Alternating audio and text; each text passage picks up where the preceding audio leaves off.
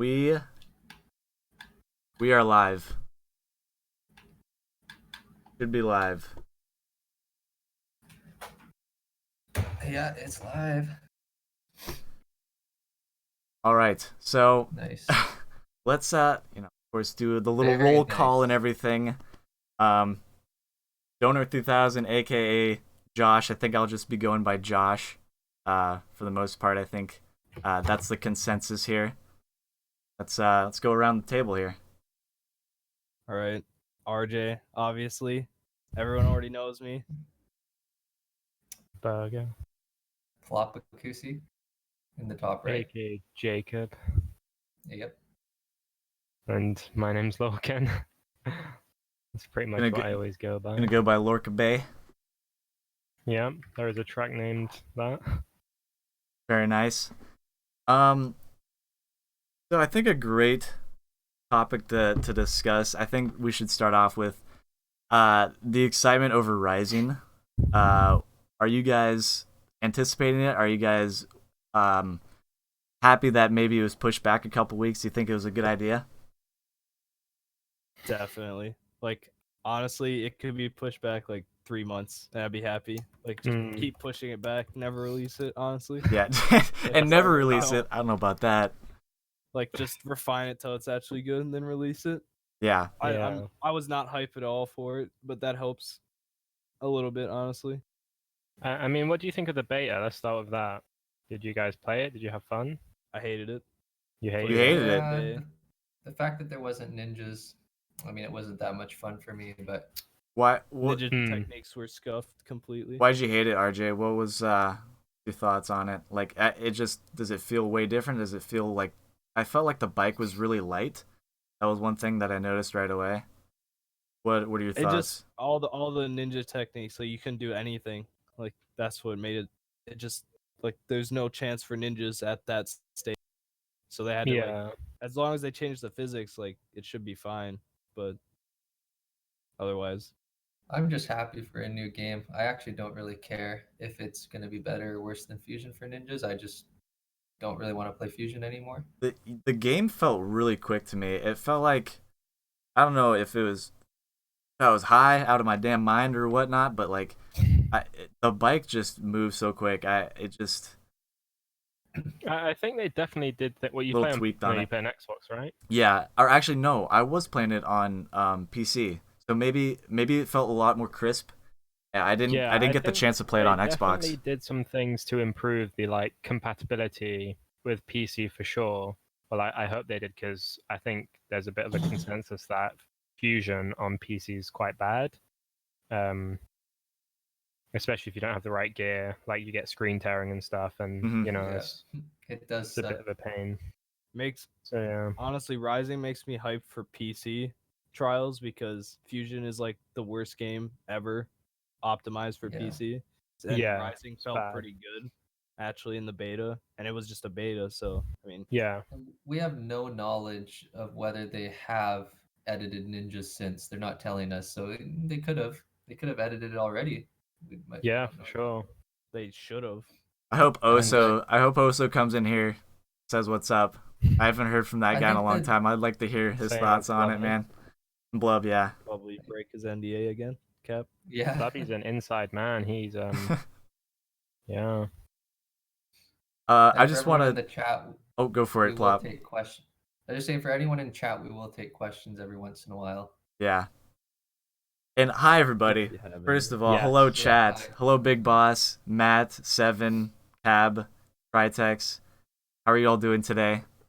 This is a new series that I hope will go on for a long time to come, but we had a Rising's demise. Yeah, until Rising falls off the face of the earth, which who knows when that'll happen, but this is something I've talked about with Plop and even like coworkers and stuff, and like asked them about what are their thoughts on podcasts and do they like him and whatnot. And I recently started getting into podcasts this year actually, and it was a great way for me to kind of like take my mind off of everything, and like even while I was at work, like it's pretty mundane, it gets pretty boring, and I think that just getting with a group of guys that all enjoy a game this thoroughly is pretty special. So I wouldn't go as far as enjoy, but cap. Yeah, peaks and troughs. No, for sure. I agree with what you're saying about podcasts. They're definitely, I don't know, podcasts are definitely increasing in popularity, if not, just rising to one of the top kind of pastimes. Pretty much everybody I know listens to podcasts whilst traveling or, like you said, whilst at work or whenever it is, just because you kind of feel like you're a part of a conversation, I guess, especially if you're like someone who enjoys hearing people's opinions, which I definitely fall into that category because, for example, commentaries, I used to love watching Shane's commentaries back in the day, like just hearing that opinion of somebody who's kind of at the top or, It's like insider insight. yeah, exactly, insider information. Can we make this an ASMR podcast? This question that Cab is trying to put forth there. I've thought about doing, ASMR throttle control, or I don't know, maybe these three guys. They'd be a lot better at doing that. But I can get I can get really close to the mic like this and kind of whisper into your ear, but that's all I can do. Yeah. And going back to the rising beta and whatnot, I don't think that ninjas being different is necessarily worse. I think the main thing is that, like, because we're so used to fusion at this point at Evo, for us it seems worse because it's different. For new players, they wouldn't have anything to compare to, but there is a point where if there's less things that you can do in rising, like if they remove certain techniques that are possible, like so there becomes less room for improvement, I don't think that's a good thing. Yeah, Yes, lower skill yeah. cap. That's what I'm worried Yeah, about. I agree. And I don't think any of us have been able to play ninjas yet, so like the actual ninja tracks, I don't think, and we haven't been able to build them either. Like you might just have to build tracks differently, like that might be all that needs to be done. Yeah. I don't think that's the bad thing either. Like you said, as long as it doesn't limit the kind of skill ceiling. But just from messing around in beta, I didn't feel like throttle or stationaries or any kind of mainstream technique was at jeopardy. I thought for the most part the techniques were fine. But obviously, we didn't get to try them out on ninjas. You just like played the career tracks and tested things. I think At it's least anything I noticed in the beta, it seemed like they could fix it and not break like career tracks. Yeah. So yeah, the new bike idea I think is still the best. That is definitely a good idea. It's gonna be how much are we going to be able to push the boundaries of the game. It's not Red Lynx's duty to make ninja tracks. It's our duty, and that's something that's really special about this community is we need to learn constantly new ways and kind of what are the physics of the bike and the more playtime we get. That's one other thing to keep in mind too is that they for Evo and Fusion, Red Lynx like the physics that they made for the game was never intended for ninjas really. Like they didn't build it around ninjas at all. Ninjas just was built around that actually. So yeah. I'm gonna move it on to the next topic here, unless somebody else has anything other to add to Trials Rising. I don't have anything to add, but I was gonna suggest the next topic. I don't know what you were gonna go to, but I think Plop should give his top 10 list of ninjas currently, because I figured that'd be a good starting point for the podcast. Yeah, before we move, we could just read out Cabbage's comment about what we just said, which he says it's not their duty, but it's certainly in their best interest. Ninjas are the people who are still supporting the game 5 years down the line. Yeah. Which I guess is a very fair point.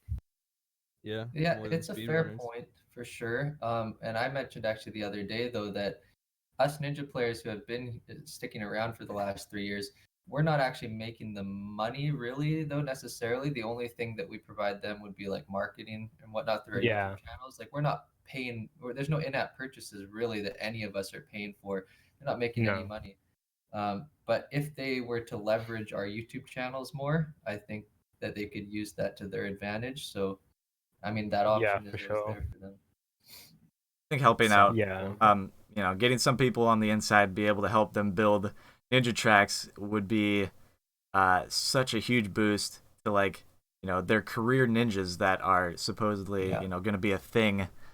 I just don't want to see any meteor rain or extraterrestrial ninjas ever again in my entire life. It's just not No, okay. It's not acceptable. Those ones. having the real ninjas is going to be really good for the game, I think. Yeah, for sure. Okay, yeah, so we can move on to the top 10 list for sure. I've been preparing this for a few days. Oh boy, I haven't prepared. I had watched I watched Shane, the first podcast that Shane did the other day, and I realized that he had a top 10 list in there. So I figured that we might as well do that as well. So How do you want to do this? Do you want to do you want to discuss each one, or do you want to just read it out and then we discuss? I'm gonna read it out and just give a brief explanation on why I put them in that place, and it probably won't take more than 5 minutes, I don't think. Do you want us to interject if we have any opinions about certain people, or do you want to just do your thing and then we Yeah, I talk mean, after? Actually, yeah, I'll do my thing and then we'll talk after. Yeah. But I agree. Cool. Okay. So first, I'd just like to mention there are a few players I've kept out of the current top 10 Ninja Riders list. I kept them out because just due to inactivity. So one of them being Malik, Naughty, Lion Sama. I'm pretty sure he's inactive. Frags, who is definitely inactive now due to work, Yeah. and Lorcan. So I've left out these players, and so the first two spots, number 1 and 2, I think everybody knows who they're going to be. I pretty personally just give them a flat out tie, but for the sake of this list, I'm not going to give any ties. So I have actually decided to go with a winner, and the reason I went with this winner, I'll explain in a second. And the winner is I put GT4 as number 1. And the reason for this is simply just because of him winning the Wraith grind. That's kind of what I Oh, poor came down RJ. to. But I see a tear Resident shedding down sleeper. his eye. but I think that they're equivalent in skill, like completely. And GT4 is not inactive; he is playing again. So Cool. Yeah, I've seen him on the number newest ninjas. Number 2, RJ, of course. I think RJ definitely has passed a lot more level 7s than GT4 has. He has more accomplishments than GT4. So he definitely takes number 2 spot. He's passed Wraith as well. Number 3 spot is Skada. I think Skada's been in the number 3 spot for a while. He's the only other player, I believe, that's even passed the level 8. And he's passed 2 of them. Just a beast player for sure. Passed all the hardest level 7s as well. So then now it's when it gets more interesting. So my choice for the number 4 spot is Alan J. Carr. And I give him the number 4 spot because he actually is probably the quickest improving player. And he's also passed some of the hardest level 7s very, very quickly. And he's passed them all with like 1 timeout max. So I give Alan the number 4 spot. I definitely think he deserves it. Quick question, really quick. Did Alan start playing again pretty recently, or if he did? Alan, you're in the chat right now. When did you start picking up trials again, and did you take a pretty long break from that? If you can answer, but please continue as he answers, I guess, in the chat. Yeah, for sure. So number 4 spot goes to Alan. Number 5 spot I am giving to Sparks, ZZ Spark. He's just been killing it lately. Yep. He's also a player who's been he's passed 12 level 7s in the last 2 months or something, and he's passed them all very easily. I think his average timeouts is 1 or something like that, maybe 2. And he's been getting really solid runs. He's also zero faulted a ton of level 5s recently and 4s. He's well deserving of the number 5 spot for sure. The only and I give Alan a higher spot than Sparks because Alan's just passed some harder tracks and almost passed Vicious already. Sparks is not the one who seems to like to push it too hard to pass higher ones, although I think he definitely could. Okay, now the next 3, so 6, 7, and 8, are very, very close in my opinion. It's tough when you get up to these levels. Everybody Yeah, kind of yeah, gets this around is- the same skill range. A little Yeah. tough to get past. So the number 6 spot I've given to Jukes. I think that these next three players are very close, but just from what I've seen, I think Jukes, like all these players can pass the same difficulty of tracks. Most of us have. The thing is, I think that Jukes definitely passes them a little bit easier with less timeouts. Seems to be a little bit less of a grind, so that's why I'll give him the number 1 spot, basically for that reason. And he's also improved very quickly, probably quicker than the other two. The number 7 spot I give to myself. I am including myself in the list. I personally, like, I've passed a lot of level 7s recently. I think I'm up to 11 now in the last few months. And I'm also a pretty consistent rider for the lower level tracks, like getting zeros and whatnot. I just think that I get a little bit more timeouts on average on level 7s than Jukes for sure. Like my average timeout is somewhere around like 4, I would say. And so number 8 spot I give to Sizpreda. Sizpreda I think is on the same level as Jukes and I. He passed BI. He's not one who's really pushed himself too much, but when he does, like it shows how good he really is. He passed BI, he passed Luscious. His throttle control is insane, one of the best. I think if he was to push himself, he could actually like skyrocket up the list. Okay, so number 9, I've put Phoenix. Put Phoenix number 9. Phoenix has passed a lot of level 7s recently. The reason he's number 9 and not 8 or 7 is because he has not passed some of the harder level 7s that the other ones have. I'm not sure if it's because he's struggling on them or he just doesn't want to do them, but that information is just not really there. He also has zeroed a ton of level 4s, which is very impressive. I think a couple level 5s now. Definitely deserving of the top 10 list. Very, very good rider. And the number 10 spot, which I'm very, very happy to be able to put this player on, is Real 7. I think Real 7 is very deserving of the number 10 spot. Bukin He's a player that said something on Sorry, go ahead. He said something on the long lines of 7 better be on this list after his level 4 zero fault series, and I have to agree with it. His consistency is through the roof with those middle, level 4 to 5 types of levels. But please continue, Plop. Well, to answer Slick's question, Slick is also kept out of the list due to inactivity.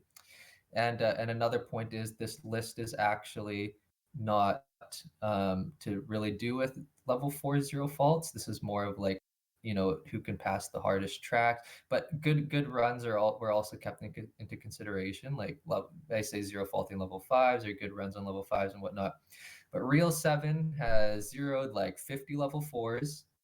He's also zeroed, I think, 3 level 5s now.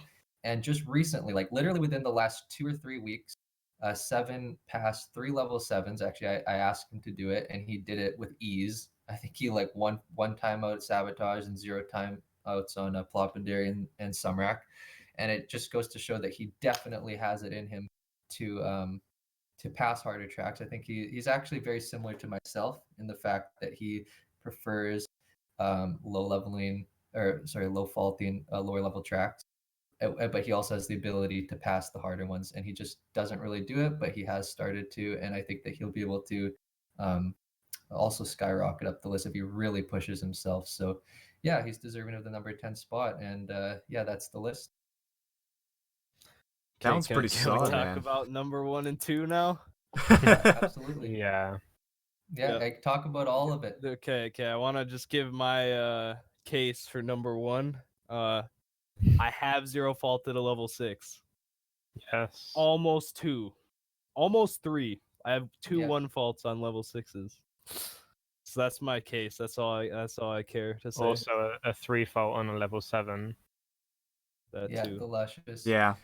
I mean, in my opinion, they're just so close, and I feel like if GT4 really tried, like he might be able to do those things as well. I just, in my opinion, they're just so close. The only reason I went for GT4's number 1 was just because he passed Wraith quicker. Like that's RJ, you're my number 1 big boy. Okay, I got you. Yeah. ASMR. I like it. Did GT4 pass Wraith quicker in terms of overall time, or quicker in terms of No. time? Well, maybe a I, little bit. I think overall time. I was pretty sure. I mean, He I could played be it wrong. a long time before I did. Yeah, Before I started, but then I think he started had like playing it 6 and he went timeouts to on the grind puff it again. CPs. Yeah, But I did end up grinding it quite a long time after he You passed did. it, like a month. But it wasn't like it was off and on. Like I went a week Yeah. or two, kind of And, without I could be playing it. totally wrong. I could be totally wrong. This is just, my opinion, and yeah, it's no, yeah, nothing for sure. personal. My only issue with that is, I mean, how long ago was Wraith passed? What, at least 4-5 months ago? Yeah. So, I like, don't know. beginning of the 3 stream, or 4 I months. or personally believe RJ has spring or summer. progressed incredibly since then, to the point where he can pass sevens on command in extremely fast and like precise fashion.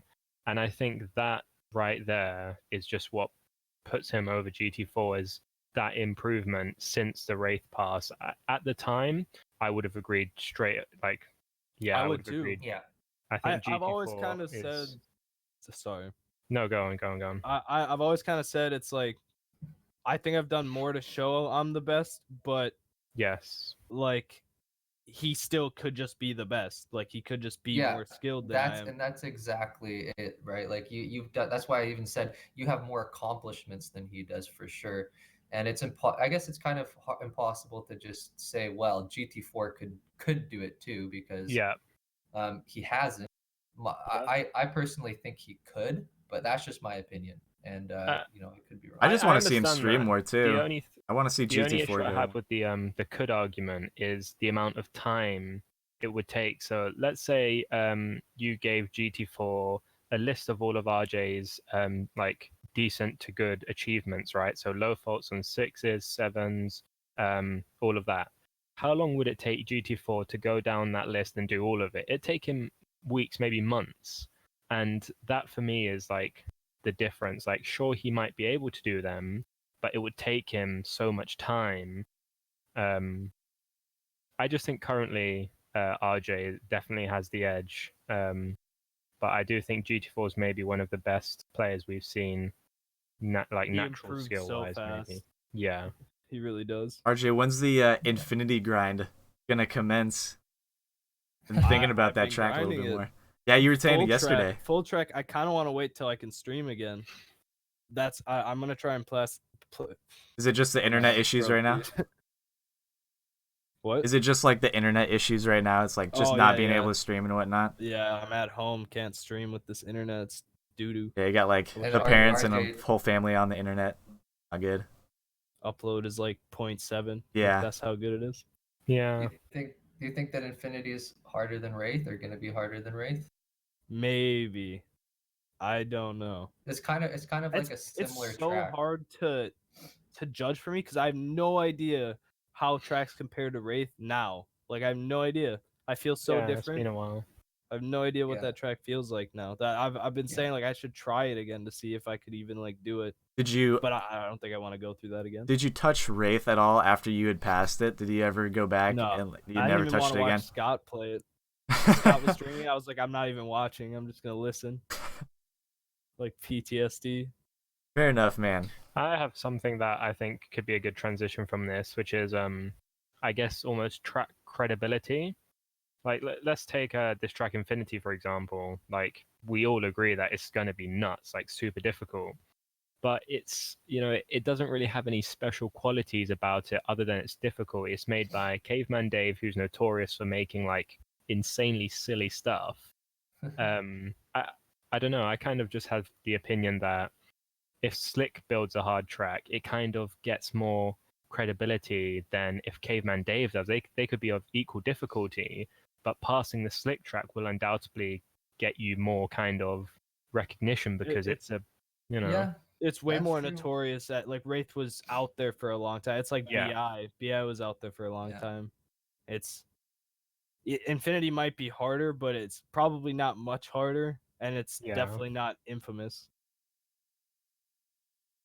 Yeah, Infinity is. Oh, I think the full track of that is just nuts. Like, absolutely insane. So So what makes like a track really stand out to you guys? Like in general, like overall, like is it mostly like 50-50 on the driving line and the decoration, or does the decoration like is that the cherry on top? Like what are the most like important aspects to like your favorite all-time tracks? I'd say like for me, if a track's gonna stand out, which like none do ever, it's like you have to put like the most unique obstacle in like one checkpoint, and then it will stand out. Like if I've never seen that obstacle, Yeah. if I don't know how to do it at Mhm. all, or like that's what'll stand out to me. Yeah. So something like Dreary Night, for example. Have you seen that track? Yes, that's it's a like really good one. What's nighttime? Wow, hilarious. Yeah. Frags has one of the most amazing zero fault runs Yeah, I've that's seen what on that really track. insane. Incredible. It's just how Tracks like odd the that, they checkpoints are. stand out, but standing out doesn't necessarily mean good, you know. No, that's true. Yeah. You could have really flashy decoration, but you could still not have a consistent driving line. And I don't know. Yeah. I think Zach, I have to say like Zach and Jamaican are some of my two favorite builders because they get the best of both worlds. And Zach has come up Yeah, with I agree. some of the most like aesthetically pleasing types of environments I've seen. So got to Yeah. give a shout out to Yeah. both of them. Good decoration, in my opinion, does make the track. It doesn't make it better necessarily to play. It doesn't make or but I break think it now. it makes the track more popular for sure, and makes passing Improves the it. experience for sure. Yeah. It can hinder it too at the same time. Yep. Like Lag. Wraith for me, I hated the deco on that track. Really didn't. I think it looks great. I think it looks good, but when you stare at it for Okay, yeah. half of Make your your eyes day, go. yeah. You guys think intentionally bad tracks are up there in like some of the top favorites? Intentionally Intentionally bad. bad, like the bad track competition type of stuff that me and Oso we're kind of doing. You know, personal hell. I uploaded a video I'm of. not a. The only Yeah, I'm one not a fan. I'm a fan of is Canyon Catastrophe for obvious reasons. Yes. Other than that, I don't really like Moist troll tracks Pond. very much. Yeah. I think it takes a certain kind of builder to be able to make it intentionally bad in the way that Canyon Catastrophe and Personal Hell and you know Rust Proof Pauline and all those like really wacky stuff. I don't know. I've always been a huge fan of like I don't know what's another wacky game like Goat Simulator for instance has like those really goofy features where you get like the ragdoll physics and like the ragdoll effect and like you don't die like when you're hitting the ground and you can literally just like fly through the level like, through the ground. I think it's really goofy stuff that it keeps me entertained. I don't know if you know you're not all like that of course. I think but... you do need that kind of thing, especially in a game like Trials when you're at a decently high level and you're spending a lot of time grinding trying to pass, you know, whatever track it is. You do want to have that non-serious, that kind of fun. And I think those tracks are definitely good, but they're I don't know. I've never really approved of them. I just think they're, you know, maybe not a waste of time, but for me, they're something I definitely never play. If a thumbnail doesn't look appealing in a track center, I just don't play the track at all. Yeah, hear that, everybody? You got to clickbait Lorcan, all right? Listen here. You got to clickbait him. Those pictures, those thumbnails where it's just like the rider's face or something. No, I never click on those. Not at all. There was a good comment in the chat. Inquisitor was saying intentionally bad tracks, like wave your face, and I just thought of Factory of a Dog. Like those are some of like the most interesting, like you know, invisible platform mess with you type of tracks that I've seen in Fusion at least. I don't know if there was many in Evo or even HD. Do you guys recall any like intentionally bad tracks that are that memorable? Way back in the day. Evo definitely had them. I don't remember the name. It's kind of like, well, actually no, don't have anything to say. Should we move on to the next topic then? I do have something to say. I was gonna mention another standout track, Fidget Spinner. That's a really I still need to beat track. that, dude. Yeah. That's a really I think good like with the whole track question, it just depends on who you're asking. Because, for example, for me, I personally think I only play tracks purely for the like the obstacles. I couldn't care less about decoration unless it's like hindering me, like RJ says. And so when I was building SB Big Gay, and Droll like decoed it for me, the decoration was lovely, but like there were some things that I noticed that potentially because he's not so much a rider like me, he didn't notice, but like little platforms, I don't know, throwing you off, or things in the background throwing you off, or like stuff interfering with the driving line. It's just little things like that. Just one little thing can cause a dislike, if you're judging it like Saudi. I don't know. Yeah. Um, One other point too, I wanted to go back to the first thing RJ said, that a track having one specific like unique or OP obstacle making it a popular track, I think is very true. Like if you think of like Sumrack CP6 or Yeah. Sabotage CP5, like just Race extremely CP7. OP. Yeah, like Or all of eight, these like or all super popular, like super popular level 7s or 8s, they all have an OP checkpoint or something, like whether it's OP because it's weird or because it actually is OP.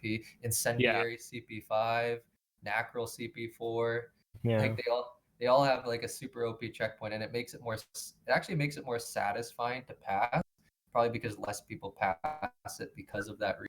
Yeah. So Yeah. that's true. Yeah, There's I think you're right. There's a new track, Zen Trail. It has a CP like that, Yeah. CP4. It's is that just the insane FX throttle. Nuke one? Yeah, New FX it's like that. That's totally that type of track. Yeah, that CP is like insane though. Like, holy smokes. BI CP5, yeah, Alan. I Yeah, wanted BICP5. That's I wanted to transition a little bit more into like the building side of Trials. Now I haven't really touched it ever myself. I actually just recently showed off. I got like 3.5 CPs kind of already in the works, or already done pretty much, for my front wheel only track, inspired of course by Front Wheel God. That track was one of the craziest grinds I ever had, along with Makalu. And I just wanted to get you guys' thoughts on like when, or do you enjoy writing and building like as much the same nowadays, or has there been times where like one will trump the other? I don't know, if you get that spark of like creativity and you just bust out a track just immediately, or does it take you guys a lot longer of a time to like kind of plan out building stuff? Definitely depends on the person. I'm the type of person that literally just once every 3 months just gets a random idea, builds a track in one day, and releases it. impulse building.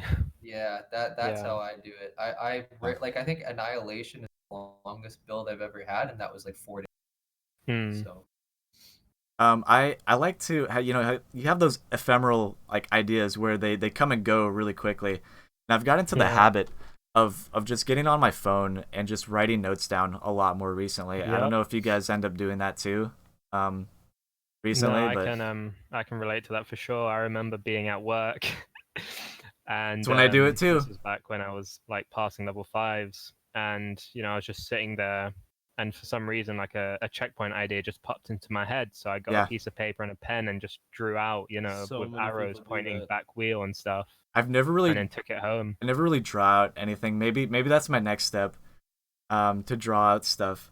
But Yeah. like the reason that I haven't personally built any, or I haven't published any tracks. I mean, I've been in the works of building stuff every now and then, but I just love streaming, and I just love playing other people's tracks because you guys are just so talented, and the type of creativity is like, it inspires me to build, but I just feel so much more inclined to play your guys' stuff, since I don't really know like how to test them, or maybe have you guys test them more often. Like, I don't know it's at about testing. it's at a point in the game where there's so many tracks built that building doesn't seem necessary. But like when the game's first year, there's no tracks. There's literally like nothing. So yeah, Don't listen to Plop. People need to build more level 8s, please. I mean, I personally think that people who play this game a lot should build a track for the community. I think it's fair. I But agree.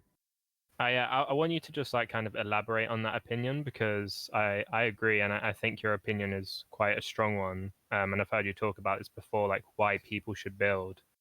So yeah, if you just want to just quickly talk about that. Oh yeah. Well, because I think it's because like at some point in the game, like now actually, we do run out of content. Especially higher level players, they've played absolutely everything, and like there's nothing necessarily wrong with just playing through the entire game, like 100 days played and never building a track. Like it's just a video game, like no one's forcing you to build. But the ninjas are a community based thing. Like literally every ninja track built is literally built from the community, from someone not getting paid, someone just doing it either because they enjoy it or they want to create content.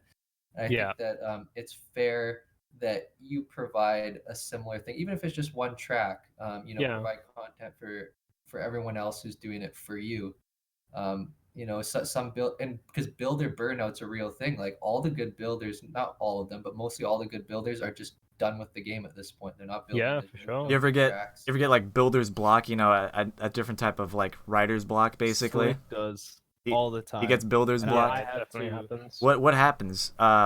What do you do? Do you look at a lot of other levels? Do you look at like YouTube videos and try to get some inspiration that way? If you start running out of steam, start running out of ideas. I usually wait and come back to it, or I know some people just delete the track then and there. If it's like they had the idea, they get like halfway through the track, tab red, then they just forget about it. Yeah, I personally just kind of I just wait, like you said. And I released a couple unfinished tracks just because I knew I was never going to finish them. So I just thought I had like 4 checkpoints. May as well just get it out there. People want to play them, they can play them. But just quickly going back to what Plop was saying about why people should build. Just for me personally, when I first started playing Trials, Ghetto was the person I was watching.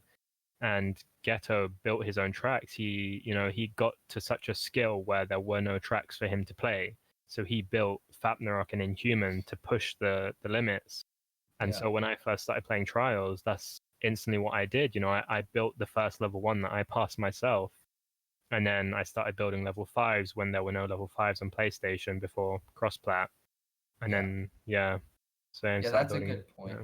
There always needs to be like really like top ninja riders building tracks that are pushing the limits, or else the limits will never be pushed. Exactly. So there's shout out to Slick. Yeah, Slick is the one who's always done that. Like Slick's always pretty much been the one to build the next hardest thing, like maybe besides Odyssey. But imagine if Slick wasn't like, if no one was like Slick, like imagine how lower the skill of the top players would be now. Like or how long it would take to get to that skill level if it weren't for him. I think Slick is the most vital builder in the ninja community, to be honest. Definitely. Like big shout out to Slick. Without Slick, we might not even be at level 8s right now, honestly. For sure, man. Well, he's definitely a vital part. So what were like the initial thoughts of like progressing to the level 8 like difficulty? Like what is the step that it takes to go from 7 to 8? I know there's the skill gap gets longer and longer with each ninja level, and it gets harder and harder to tell. And we always talk about how subjective it gets with ninja levels, but like in RJ, like what is your opinion on like what makes a track like into a level 8 nowadays? What makes it into a level 8? Well, this is totally controversial. Like some people think there needs to be like level 8 obstacles. Like I know I've heard Shane say that when I uploaded Odyssey. He commented on my YouTube video saying, I don't see any level 8 obstacles, so that's why I don't think this is level 8. And I was like, I guess that's understandable. What is a level 8 obstacle supposed to look like though? Is it just like it's supposed to be a checkpoint that lasts for 2 minutes or something? Squissionaries all the way across. Incredibly inconsistent. That's how I could think of it. Like Odious, some of the obstacles on Odious would be level 8. I guess for going from level 7 to level 8, the difference between like improving, for me, I think it was like just patience. Like the grind gets way longer. That's it. For each checkpoint, it's a minute to 2 minutes to pass each.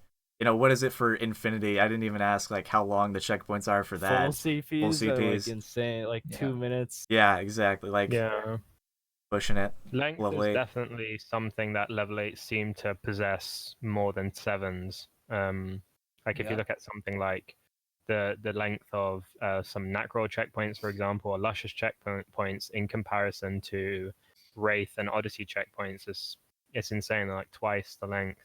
Yeah, well, and Odious is a good example compared to Wraith, like the whole length versus skill cap types of CPs. Like Odious is a track that literally is pushing the physics limits to what is humanly possible, whereas Wraith is just a consistency challenge on stuff that's not. I wouldn't say just, because it is still like Wraith is kind of one of those outliers where it's actually like still insanely hard obstacles. Yeah, CP6 is a big highlight of that, I think. Yeah, for sure. But yeah, compared to Odious though, like kind of going back for me, sorry, go ahead, Lorcan. Sorry, I was just to comment on that again, to actually answer that question as well. I mean, I haven't passed any level 8s, but when I was playing at the time, what were the hardest level 7s like Orion and Beyond Inhumanity, and then when Wraith was released and I tried that, the reason why we all kind of thought it was a level 8 is just because it felt so unnatural to go from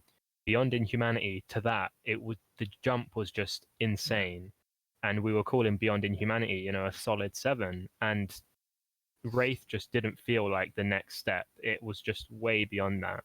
Yeah, that's how Odious feels now. Yeah. So the next, I'd still consider it an 8 for sure. Do you think there will ever be Ninja level 9? Yeah, it's possible, right? What is there going to be any limit? I mean, I think there isn't really quite a limit to like how consistent we can get in this game. There's no skill ceiling. The level system will change at some point. Yeah, that's my guess. I want to see a task bot run. I don't know about you guys, but like I would love to see that. If that's a possibility, like do something with that. I'm actually in the editor. This is a fun fact I've never shared. I went into Odious CP3 before Scott passed it, and I used the logic tiles to create a bot to do the obstacles to pass the CP, but it was so hard to do.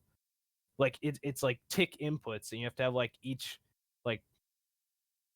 motion is like each logic tile, and you have to change it constantly, and it's ridiculously hard to do because the logic tiles don't work that well with like gassing like your rider and stuff. It just doesn't work very well.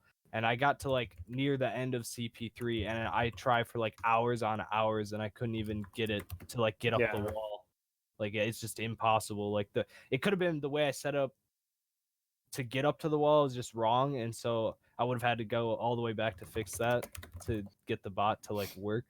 But I could actually show that sometime. Yeah, it'd be really interesting to just see in general if like I don't know if anybody has ever like talked to anybody in the taskbot community. I would love to hear Elon Musk. Let's get him in the trials community. Yeah.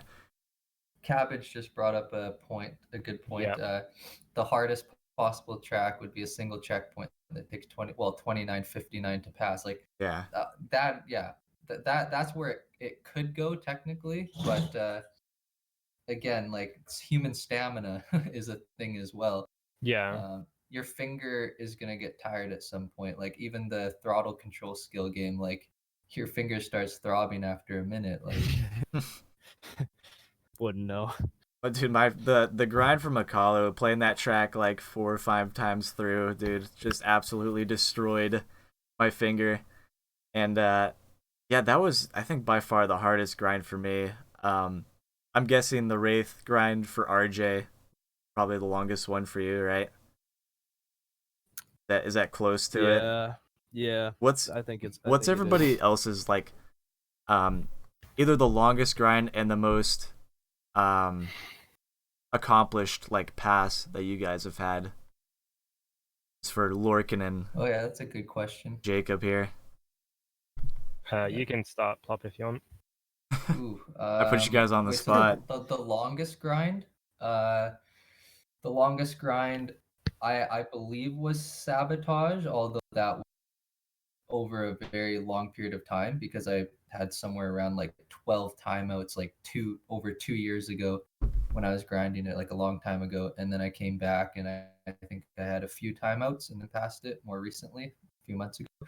But besides that, the longest grind was actually Dystopian Rider, the 1.0 version, the unnerfed version, which was just insane. And then I ended up playing the unnerfed version and passed it like a lot easier with just a couple more timeouts. So yeah, that would be Dystopian Rider for sure. Yeah. For me, I don't know. Biggest grind for me was a track that you won't know about, but before Crossplat was a thing, Rocky Cat attempted to make Fapnarok, which turned out to be at most a hard level 5. But I spent probably maybe getting close to 15 timeouts on that. And that was like because the skill gap between the tracks we had and that was so insane, and there was no like bridge. So like, yeah, that was my biggest grind. What was the name of it again? I think it's just called Fapnarok, yeah. Oh, yeah. But yeah, it's by Rocky Cat. And I wouldn't say like I don't enjoy grinding tracks too much. For example, 2025, I had about getting close to 10 timeouts, and then I just quit playing it because it was just getting to the point where I couldn't anymore. It just didn't feel fun, and I ended up stop playing the game because of that. Do you think that it deters you from playing the game, and that it maybe doesn't help you progress as quickly as you want to if you just keep grinding out like one track for X amount of time? Like, does it get to a point where you're better off playing I don't know, levels that are still challenging, but you can pass the CPs after 100 plus timeouts? I know that it's good to push your boundaries and everything, but it's just, I don't know, like with Front Wheel God, it seemed like I was stuck for a really long time. Same with Makalo, but the problem with Makalo for me was that I was so used to doing plus CPs and individuals that I had to work on consistency a lot more than I ever have before that track. Yeah. No, it's actually I had a very similar experience on Sabotage to your Front Wheel God, where and so actually I took a 1.5-year break, came back about 6 months ago. The reason I quit a 1.5 years ago was actually because of Sabotage, and after those 12 timeouts or so around there, I actually got sick in real life, like I because I was grinding so hard, not taking proper care of myself, basically. And it was extremely frustrating. I just quit. Yeah, that's some dedication right there, Jacob. That's dedication. So, put yourself in the hospital playing trials. But one of the reasons why I didn't pass Sabotage at that time was because I refused to like practice flat grounds for some reason. I just wanted to play Sabotage. So I kept timing out on CP7 because I just kept failing the flat grounds all the time. And then I never ended up passing it. I got sick, and I'm like, you know what, I'm over it. And at the time, Sabotage was the hardest track. It was, At that time was Groundhog Day released. Caveman Dave, flat ground squish, 50 CP track. That's a great practicer for that one. I passed that a couple times recently. Very helpful. Yeah, I thought so too. You can get burnt out, and I think after this topic, we should talk about when you should take breaks and how long you should take breaks, as they are helpful for sure. 1.5 years is definitely not like going to be helpful, really. But you came back and now you're passing sevens like it's nothing, dude. I think Lorcan can attest to it as well. Lorcan had a pretty long break, right? And came back and just started smashing tracks. Yeah, I mean, with me, my relationship with trials has always been kind of on and off.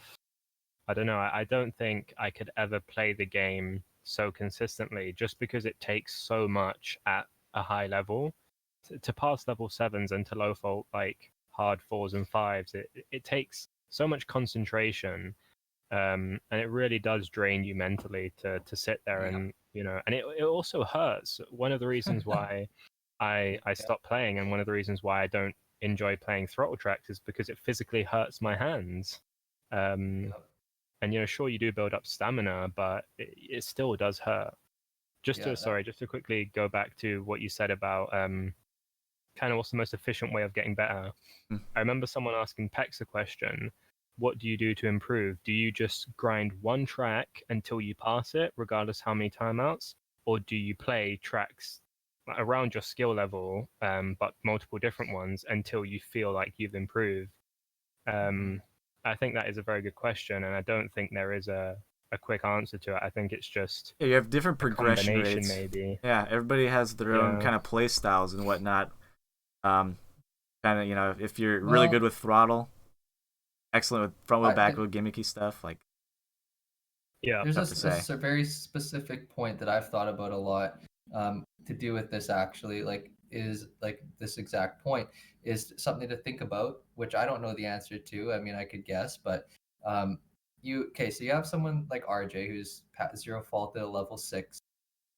Do you think you could get to a point of zero faulting a level 6 if all you did was zero fault level 4s until you could zero fault level 5s, and then you zero 5s until you could zero fault level 6s? Or do you think that you actually have to be like a level 7 or 8 player first before you could zero fault that level 6? And that's it's sort of like, do you need to be a better player to be better at worse things, I guess? Or I would say yes, simply because of the nature of the obstacles. For example, your issue of the flat ground squish. You probably passed a bunch of 6s at the time of playing Sabotage, but flat squishes weren't in those 6s, and so when you came across them in the 7, you had a bit of an issue. So perhaps if this hypothetical person zero faulted a bunch of 4s and 5s, when they got to 6s and there were these insane squishies, they would, struggle. yeah. Yeah, and that's I agree completely. I personally think that to get better at the game, you have to push yourself and just time out tons of times on hard tracks. That's Yeah. how I improve. If I never started doing that, I wouldn't have passed the level 7s I have now.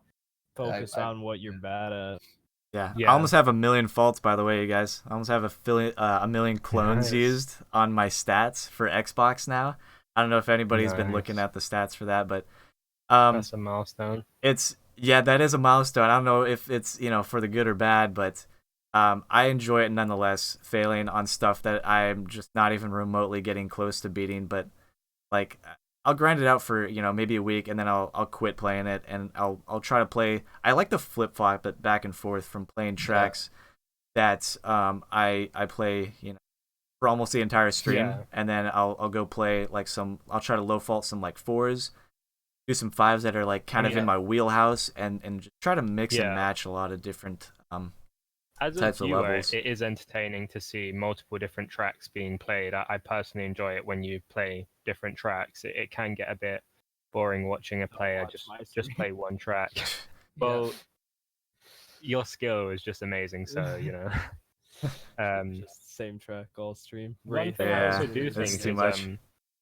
I don't think people treat, like the players themselves, including us, I don't think we treat trials as competitively as we think. For example, let's take Rocket League, right? Whether you know the game or not, any competitive game, people practice mechanics. CSGO, people practice their aim. In Rocket League, people do these like custom maps to practice their car control and ball control. But in trials, how many people practice a technique? Nobody really takes the time to Stations, hone about it. a specific technique. You just play the tracks.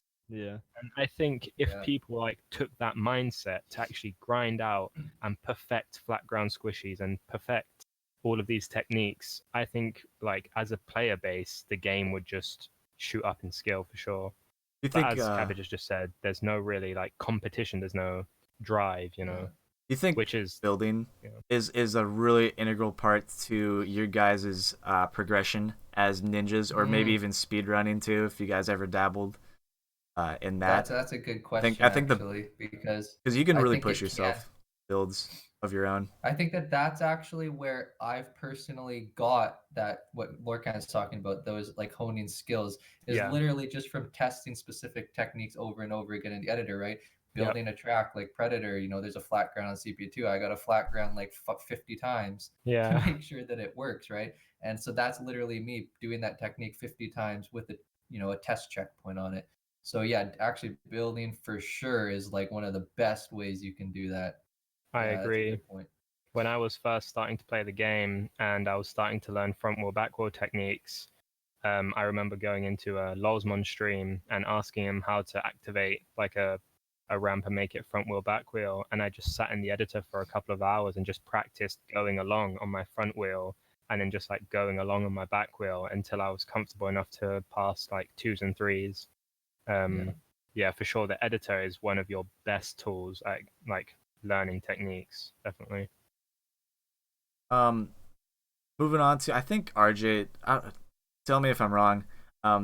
You were putting a question down about like what are the weaknesses and strengths that you have in trials. I think that's a good topic to discuss.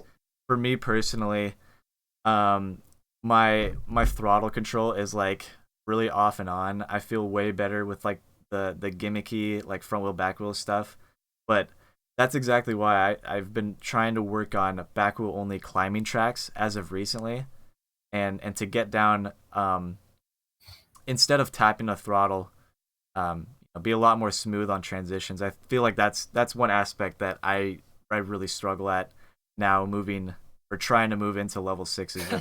That's going to be such an important one. Oh, Is there a question in the chat? Said. Yeah. My weakness is not getting banned. The good one. It's good. Weakness. I guess usually people would fragment their weaknesses and strengths by technique. I guess my strengths, obviously saves are second to none. Yeah. Yep. Yeah. My throttle for the longest time was a strength, but now I feel like it's either all the other techniques are getting like better, so relative to throttle, it's not a strength anymore. But my back wheel throttle is really good, but I feel like my 2-wheel throttle is worse. My and weaknesses, they are different. Yep, they very much are. Yeah. I have another strength. Squishies, luscious. That's a strength. Yeah. Is that all luscious is squishies? Are you guys always more than throttle? Yeah. Everyone says throttle is way more squishies for me. Weaknesses, I don't know. 2-wheel throttle probably.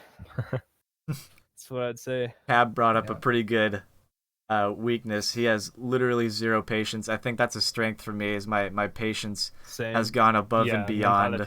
I think having that type of patient mentality of like of taking your time on each fault. Now I do tend to spam faults like pretty hard if I'm doing a new checkpoint for the first time. I'll spam 1 to 200 faults at least before I'm like, okay, I gotta tell myself to slow down a little bit and like really focus on like back wheel specific like back wheel climbing stuff. I seem to rush through that.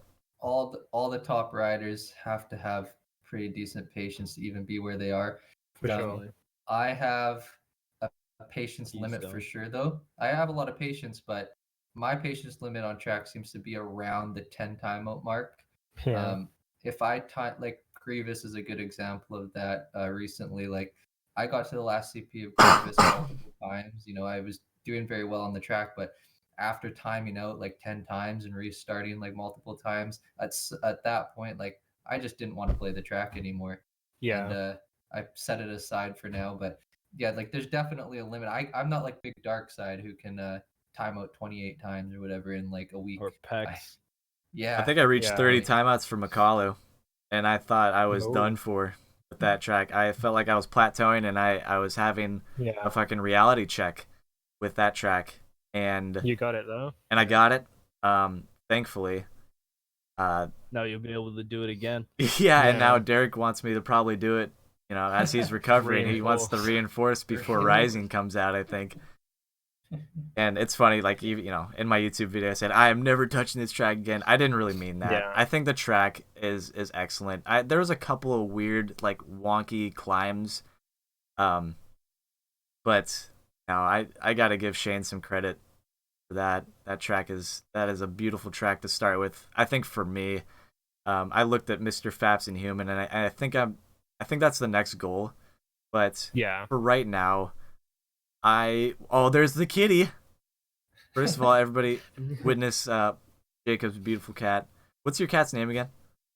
Sophie. Sophie. Oh, I'm gonna have to Yeah. bring Winston on the stream sometime.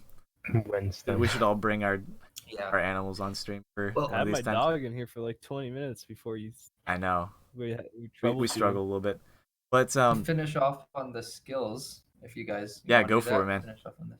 I go over mine. I definitely am better at non back wheel, so both wheel stuff, technical tracks. Yeah. For skills, I'd say same as RJ. I think saves is number one, throttle number two, and then I don't really know from there. Maybe flat grounds now is number three, as I'm pretty good at them. Yeah. Yeah. For me personally, I'd say it's more of a mentality thing, which I guess kind of turns into a mechanical thing. But I'd say definitely my number one flaw is kind of like awkward, inconsistent obstacles. So, tracks like Unbound or, Oh yeah. those kind of tracks. I just find myself having no patience for them.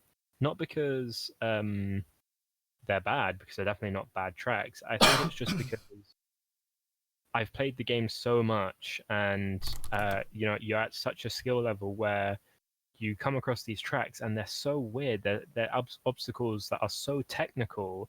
You find yourself struggling when you don't think you should be, because you've passed level 7s, and then these technical 4s and 5s are tripping you up.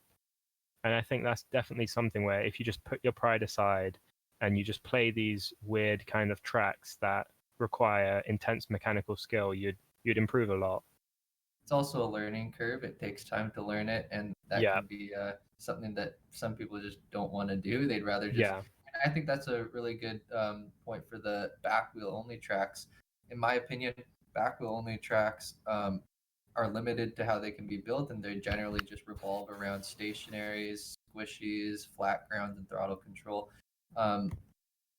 Those tracks at some point, like when people keep making back wheel only tracks, there's no innovative obstacles to really be made. So like it's always the same thing over and over again, and you're just good at it.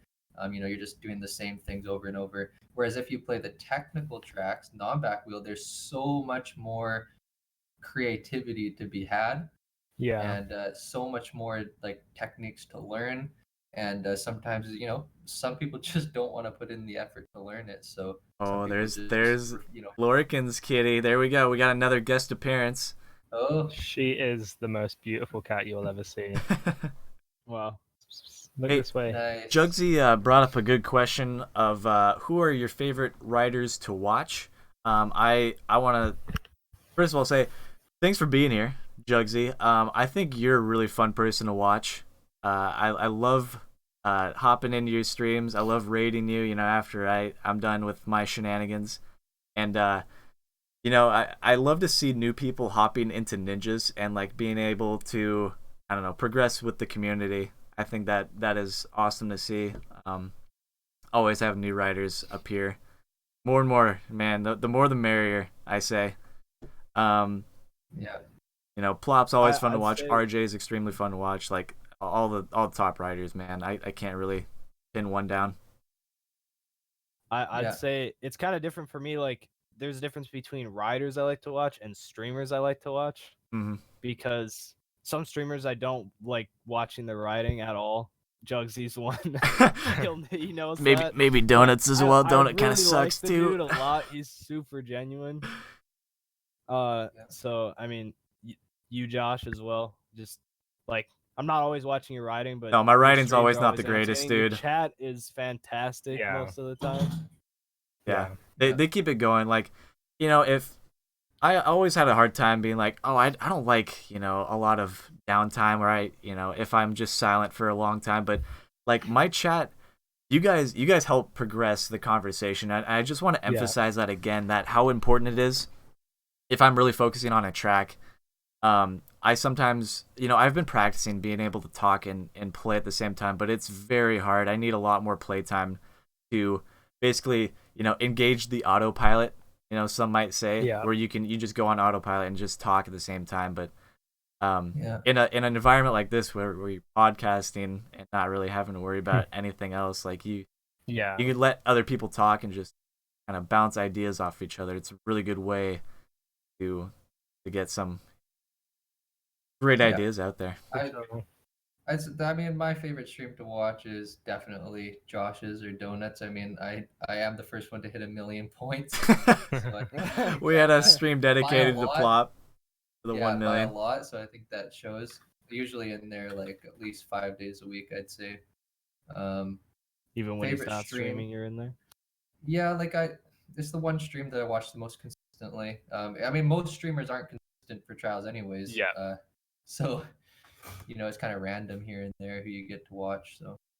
I was always, I kind of used to be a bit of a snob in the sense that I'd only watch players that are around my skill level. So certainly when you first started streaming, Josh, I didn't watch your streams at all, just because when I personally, being at such a high level, I was you so can't far settle for away. anything less. Yeah.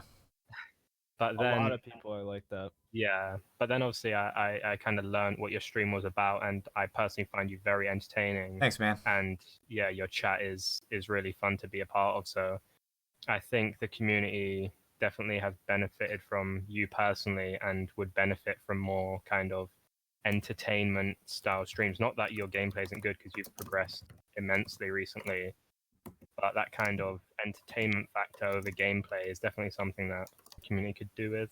Yeah, I try to find a balance between the two. Yeah. Obviously, it seems like, I don't know. I progressed to level 5s. I felt pretty quick within the first year playing Ninja Tracks, and then over 2018, I basically exclusively played Ninja 5s and really struggled to get over that hump.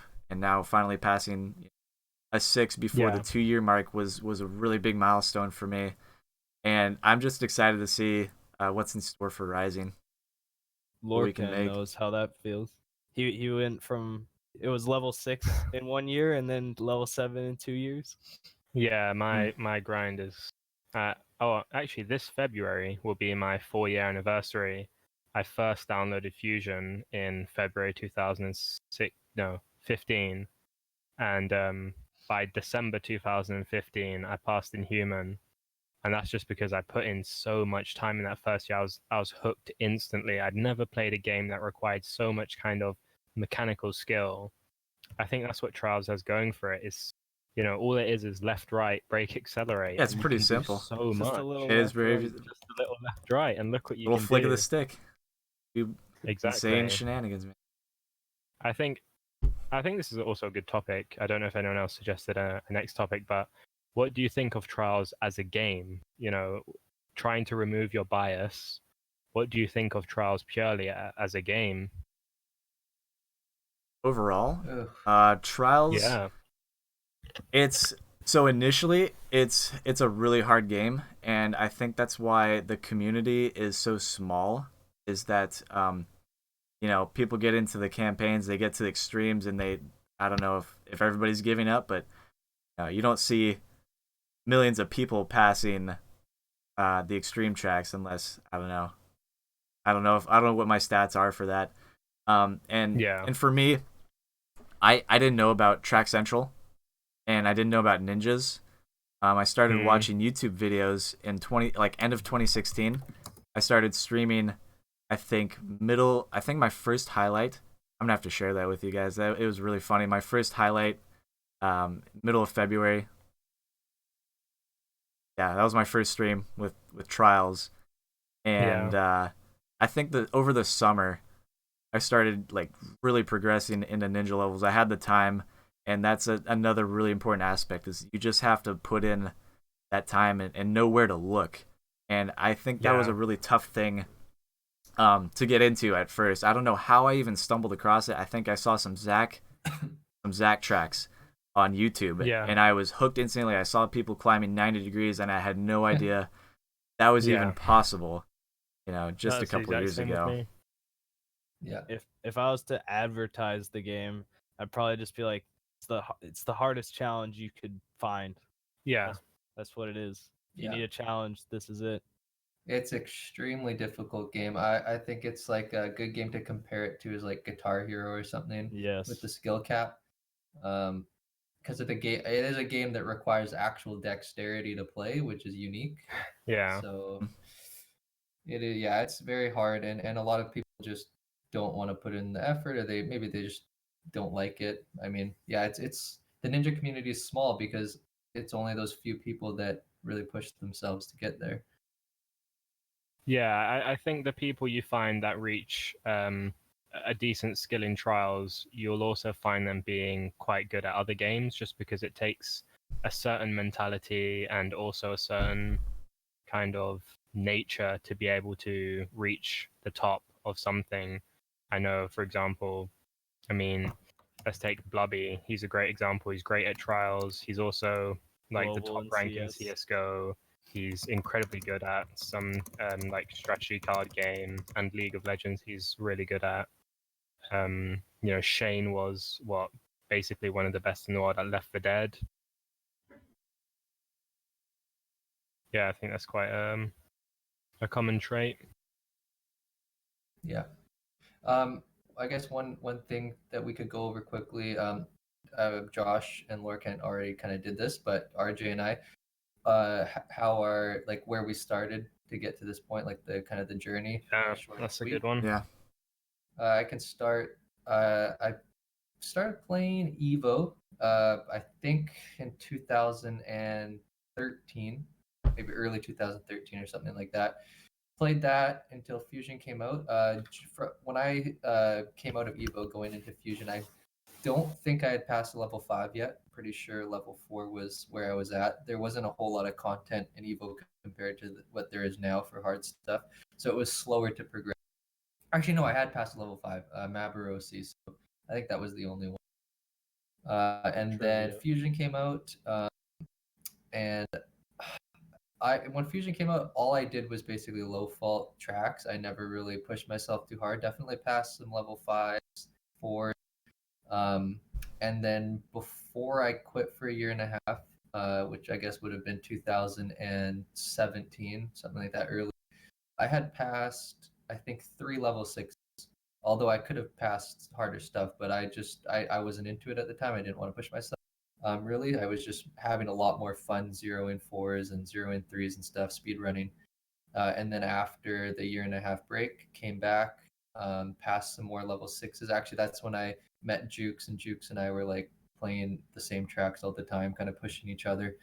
Passed some level 6s, and then got into level 7s. I think past Luscious is the first one, and then now I've passed 11 of them and a lot of 6s, and yeah, that's where I am now. It came back about 6 months ago. Okay, for me, I started in Evo as well, actually, even though I usually say Fusion. It's kind of like basically in Fusion. I started in Evo. I remember, I don't remember how I got the game. I think it's because I had my 360. I got it from my cousin, and he had games on it already, and I think Trials Evo was one of them. And so I just started playing that. And I remember in Evo, I got good enough to pass extremes. I don't know how good, like, if I did, definitely wasn't zeroing extremes at all. And then I remember immediately being into custom tracks because, you know, the Sidemen, Yeah. I they remember that. they would play custom tracks on YouTube. Yeah. And I found that really entertaining, and so I just like look up those custom tracks like Impossible Stairs. Yeah, Yeah. that was like one. Yeah. back when you Do that with the you donkey saw- nowadays. That track has really progressed. So I was playing those. I remember I played, what was it, Coffin Cringe? I remember Mm. I played that so much, but I never got past CP1. Like I was already grinding before I knew what ninjas were. Like I didn't even know that was a ninja at all, and Yeah. that's like a level That's 3 cool. or something. That's a cool thought to have. Like you don't even know what you're up Yeah. against. Yeah. Yeah. Everyone's like asking like how do I go from ninja level 1 to 2? It's like I didn't even know what a 1 and 2 was when I was playing them. Mhm. Yeah. And then Yeah. I know I didn't play Evo too much, just here and there. Usually when I didn't have internet, because you could download tracks. Yeah. You just have them. And so I stopped playing like well before Fusion came out, and then didn't get Fusion until like 3 months in. And by that time, when I started playing again, I couldn't pass Rock of Rages, so I definitely lost skill. And then, but I managed to gain that back. I think I watched Fat Shady's tutorials. That's how I got. Same. That's how I got to like Another big at least shout out. ninjas. That Shady Yeah. tutorials probably helps a lot of people. I think a lot of people in the chat can attest to it. Just getting through the career stuff is so important to For sure. be able to look at really helped. any other custom created stuff. Have the Shout out confidence. University of Trials. Yeah. Yeah. Can't wait for Rising tutorials. Yeah. Anything else to add for that one, RJ, for the progression? Yeah.